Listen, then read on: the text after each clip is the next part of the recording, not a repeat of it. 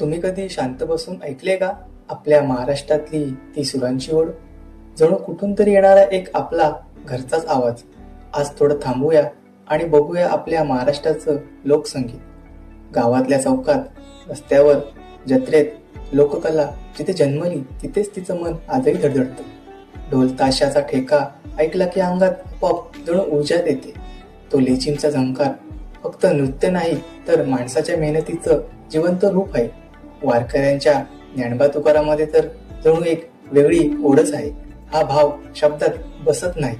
देवळातली सकाळची प्रार्थना, तो शांत घंटानाद क्षणभर का होईना मन मात्र स्थिर करून जातो. जत्रेचा तो गोंधळ मात्र वेगळाच उत्साह आणतो.